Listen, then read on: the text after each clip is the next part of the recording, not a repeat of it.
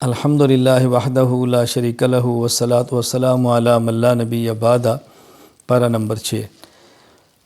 یہاں ایک بات بیان فرمائی جو پہلے پاروں میں بھی چل رہی ہے۔ یہود و نصارہ کے جرائم بیان کی ہیں، مختلف طریقوں سے دین پر حملہ کرنا اور دین کو مجروح کرنا، حضرت عیسیٰ علیہ السلام کو قتل کرنے کی کوشش کرنا، سازشیں کرنا، اور پھر یہ بتایا کہ انہیں کوششیں کی ہیں، سازشیں کی ہیں مگر ناکام رہے ہیں۔ اور اسی طرح ان میں سے نصارہ کا جو عقیدہ تھا، عیسائیوں کا، اس کا ذکر کیا ہے کہ وہ عقیدہ تثلیث کے قائل تھے، ثالث الثلاثہ۔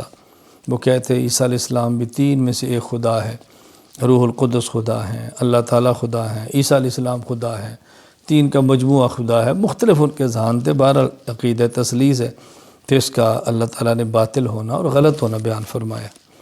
سورۃ المائدہ، المائدہ کہتے ہیں عربی میں دسترخوان کو، چونکہ اس میں ذکر ہے اس بات کا کہ عیسیٰ علیہ السلام نے اللہ تعالیٰ سے دعا مانگی تھی کہ یا اللہ مائدہ یعنی دسترخوان آسمان سے نازل فرما، اس لیے سورت کا نام ہی سورۃ المائدہ ہے۔ اس میں اللہ تعالیٰ نے حلال اور حرام چیزوں کا قدر تفصیل کے ساتھ ذکر فرمایا ہے، حکم دیا ہے عہد کو پورا کرو، وعدوں کو پورا کرو، معاملات کو ٹھیک رکھو۔ جو حرام چیزیں ہیں، مردار ہے، جب ذبح کرتے ہیں تو رگوں سے خون نکلتا ہے، دم مسفوح، بہنے والا خون ہے، خنزیر کا گوشت ہے، وہ جانور جو غیر اللہ کے نام پر ذبح کیا جائے بطور خاص، یہ وہ مردار ہیں کہ جس سے تمہیں بچنا چاہیے، تمہارے اوپر حرام ہیں۔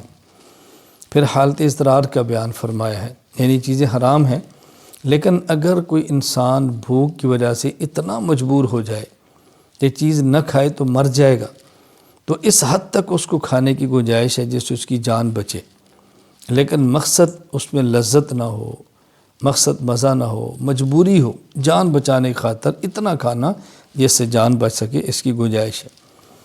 پھر اس میں تکمیل دین کو بیان فرمایا۔ اللہ رب العزت نے اپنے پیارے حبیب حضرت محمد صلی اللہ علیہ وسلم پر دین کو کامل اور مکمل فرما دیا ہے۔ دین کے کامل اور مکمل ہونے کا معنی یہ ہے اللہ تعالیٰ نے کچھ مسائل قرآن کریم میں بیان فرمائے، کچھ مسائل احادیث میں بیان فرمائے، اور بعض مسائل کے لیے قرآن کریم اور احادیث میں اصول بیان فرما دیے، جن اصولوں کی روشنی میں باقی ماندہ مسائل کو نکالا جائے گا، اور ان مسائل کو نکال کر دینے کے لیے اللہ نے امت کو مجتہد اور فقہ عطا فرما دیے۔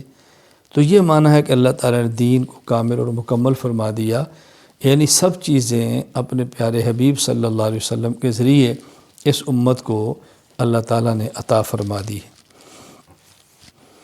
یہود و نصارہ کا ایک دعویٰ تھا ہم اللہ تعالیٰ کے بیٹے ہیں، اللہ تعالیٰ کے محبوب ہیں، اللہ تعالیٰ ہمیں عذاب نہیں دیں گے۔ ان کے اس دعوے کی تردید کی ہے کہ اللہ تعالیٰ کے ہاں تو معیار تقوی، نیکی، صحت عقائد ہے، تو وہی اللہ تعالیٰ کا محبوب ہے جس کی عقائد ٹھیک ہے اور اعمال ٹھیک ہے۔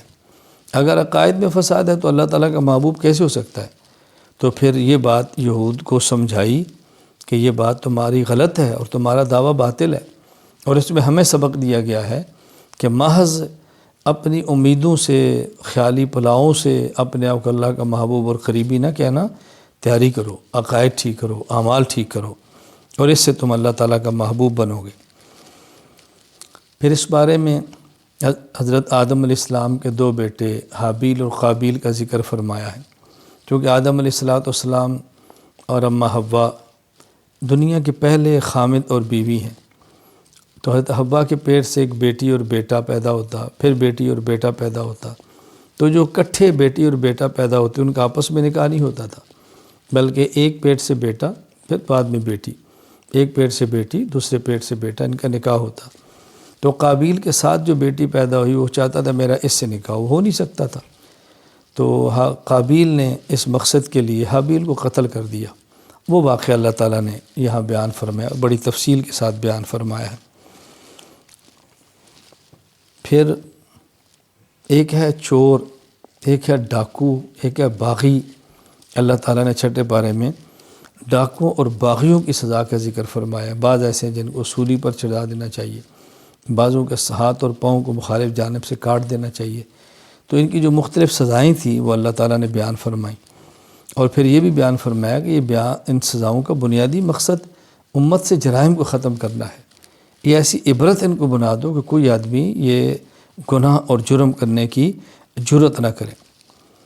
چھٹے پارے میں اسلامی قوانین اور حدود کو بیان فرمایا ہے، اس جرم کی یہ حد ہے، اس جرم کی یہ حد ہے۔ بعض جرائم کی حدود بیان کی ہے اور کہیں اللہ تعالیٰ نے ضابطے بیان فرما دی ہیں۔ قرآن کریم کو دوسری کتابوں پر اللہ تعالیٰ نے فضیلت عطا فرمائی ہے، اور اس کا بھی ہاں چھٹے پارے میں ذکر فرما دی ہے۔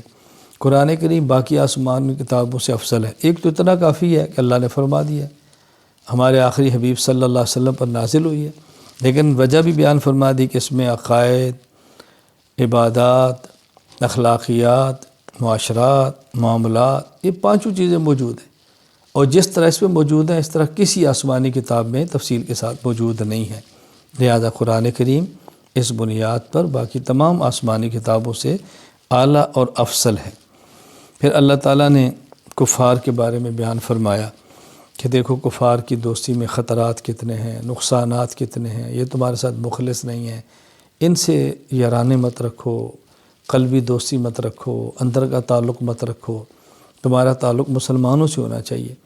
اور پھر ساتھ یہ بات بھی سمجھائی کہ اللہ تعالیٰ محتاج نہیں ہے تمہارے، تم اللہ تعالیٰ کے دین کو سنبھالو گے تو بہت اچھا، نہیں ہوگا تو اللہ تعالیٰ تمہارے جگہ کسی اور قوم کو لے آئیں گے، اللہ ان سے پیار کریں گے، وہ اللہ سے پیار کریں گے، اللہ کے راستے میں جہاد کریں گے، کسی ملامت کرنے والے کی ملامت سے ڈریں گے بھی نہیں، اور وہ لوگ دین کو پیش کریں گے، دین پر عمل کریں گے۔ تو ہمیں سوچنا چاہیے کہ ہم نے کفار سے یارانہ اور دوستانہ بھی نہیں رکھنا، اور ڈرتے ہوئے اللہ کے دین کے کام کے اندر لگا رہنا ہے۔ آخر میں ایک بات فرمائی کہ دیکھو تمہارے دشمن یہود بھی ہیں، تمہارے دشمن نصارہ بھی ہیں، یہودی بھی مسلمانوں کے مخالف ہیں، نصارہ بھی مخالف ہیں، دونوں تمہارے مخالف ہیں، لیکن ان میں زیادہ نفرت اور زیادہ دشمنی اور زیادہ کینہ مسلمانوں کے ساتھ جو رکھتے ہیں وہ یہود ہیں، اور عیسائی ان کی نسبت نرم دل ہیں۔ اللہ تعالیٰ کی بات برحق ہے، اللہ تعالیٰ کی بات بالکل بجا ہے، جو فرمائے 100% ٹھیک ہے۔